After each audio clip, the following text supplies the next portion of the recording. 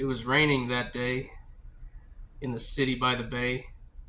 A hard rain. Kind of rain that washes the filth that lies on the surface, revealing the filth that's always been there. Detective stories. Today on the Crazy Short Hairy Dude, we will be talking about the mystery genre and, in particular, taking a look at the film noir history and just kind of the hard-boiled detectives of the 1930s and 40s, and some of the more popular modern takes too. Um, Characters like Sam Spade, Philip Marlowe, or Jake Gittes. These are just some of the iconic hard-boiled detectives that have been popularized in literature, film, radio, television, um, movies, comic books, even. And people have been fascinated by detective stories since at least the mid 19th century, if not longer than that. The mystery genre in literature itself really got its start in the United States during the early to mid 1800s with Edgar Allan Poe. Poe, famous for poems like The Raven, Annabel Lee, El Dorado, and several others, and short stories like The Telltale Heart. He wrote a lot of different short stories and poems and whatnot that included elements of mystery, horror, and some of them even had detectives trying to solve crimes. So even though over the years Britain seems to have had have developed a controlling interest over the mystery genre, it is still an American invention. So during the 1920s and 30s, American authors started to write stories that were very different from the more genteel detective stories that were made popular by British authors like Sir Arthur Conan Doyle and Agatha Christie. Writers like Dashiell Hammett and Raymond Chandler wrote stories that were darker, grittier, violent, and more realistic to the changing culture that emerged out of World War I and the Great Depression. While British detective stories of the day were mostly set in high society with detectives using their intellect to solve complex puzzles, these American writers they focused more on the gritty reality of violent crime in urban environments with very flawed characters. They went on to inspire several different comic books, including Frank Miller's The Sin City comics, and even more popular ones like Batman. Of course, Batman had several other inspirations behind him as well. One of the most famous stories of this era is The Maltese Falcon by Dashiell Hammett. Hammett was himself a detective before he started writing, and so he was very familiar with the lingo, and he was familiar with just the realities of what detectives went through and just law enforcement in general and what they deal with. So this particular story went on to have 3 different film adaptations within a decade. The first was in 1931, just 1 year after the novel was first published. But it didn't fly so well, pun intended. And so another attempt was made a few years later in 1936 under another name. The film Satan Met a Lady was had more of a comedic tone to it, if I'm remembering it correctly, and it just didn't quite work. Nothing to do with the actors or or anything like that. It just didn't quite work. So it wasn't until 1941 that the public got to see the film adaptation of this book that set the tone for the film noir genre. 1941's The Maltese Falcon, starring Humphrey Bogart as the detective Sam Spade. And while he didn't look like Hammett's description of Spade, he embodied the character in every word and action on the screen. if you read the book and watch the movie, there are many lines. Most of the lines in the film are pulled directly from the book. It's awesome. So it's a straight up adaptation.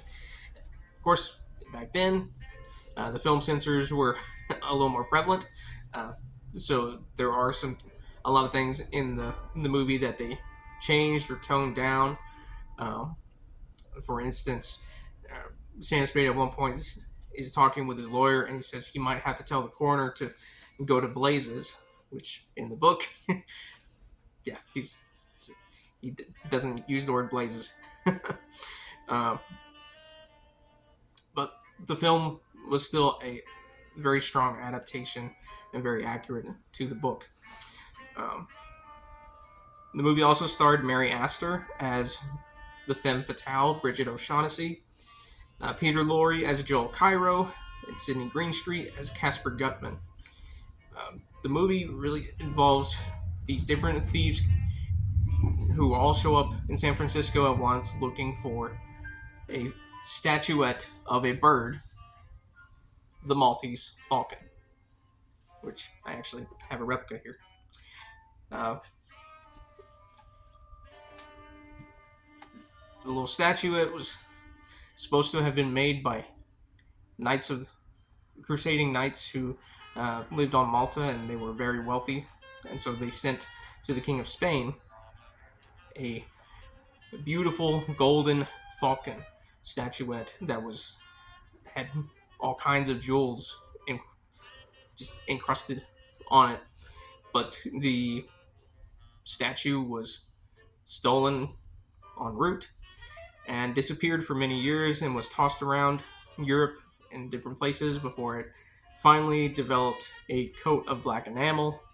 And so all these thieves have been trying to get it. And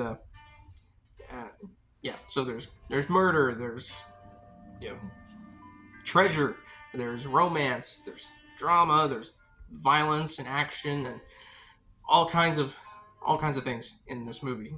Great movie. The film was directed by a young filmmaker named John Huston, and Huston went on to have a role in a variety of movies throughout his career, from directing to acting and some writing, including a large role in the what's now become a noir classic, Chinatown, starring Jack Nicholson and Faye Dunaway.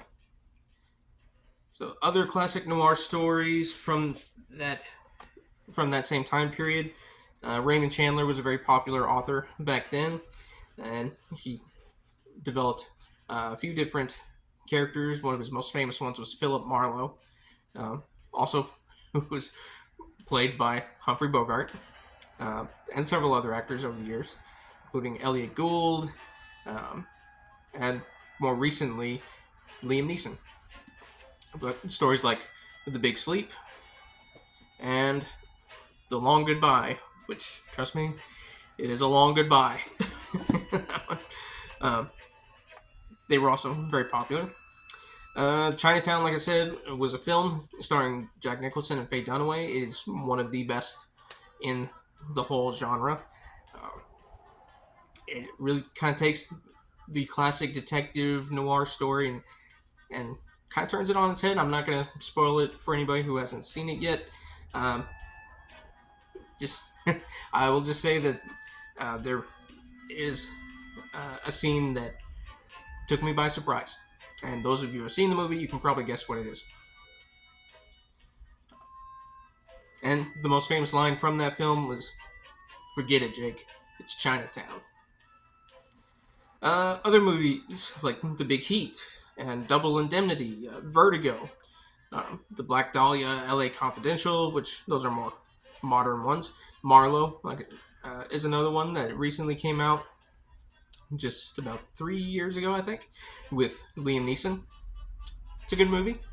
I'm not going to say it's better than Maltese Falcon or The Big Sleep or anything like that, but it was fun and it was good. And it was a classic detective noir story set in that whole genre. It was good.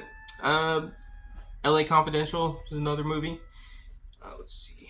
What else?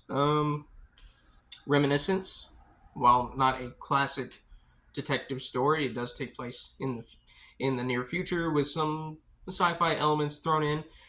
It is in my opinion, a classic noir detective story, and it's worth watching. It's got Hugh Jackman in it, so there's that. Um, Video games like L.A. Noir, great game. If you've never played it, I do recommend it, and many others.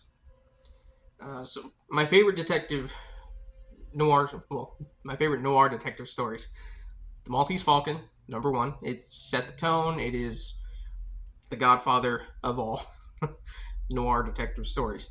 Next would be Chinatown, great movie. The Big Sleep, and I'm talking about the original one with Humphrey Bogart.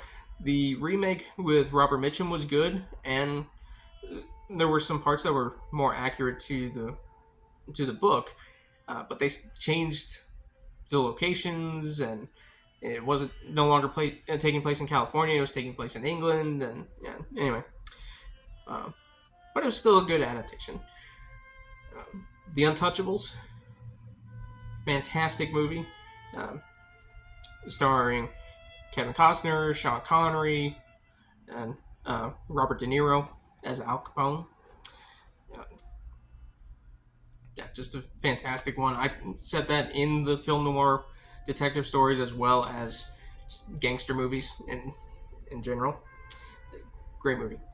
The Long Goodbye is another really good story, and there was a pretty good adaptation with Elliot Gould made in the 70s, but I would like to see a more faithful adaptation. Uh, the film Marlowe was great, and of course Reminiscence. Detective stories, uh, detectives and their stories have been around for many years, and crime drama is one of the most popular genres in literature, film, and television. And I think as long as people find mystery fascinating, we'll have detective stories. Uh, yeah. So, well, that's all we have time for tonight. Be sure to like and subscribe. And I pray that y'all are well and happy. Be kind to one another. God bless. Good night.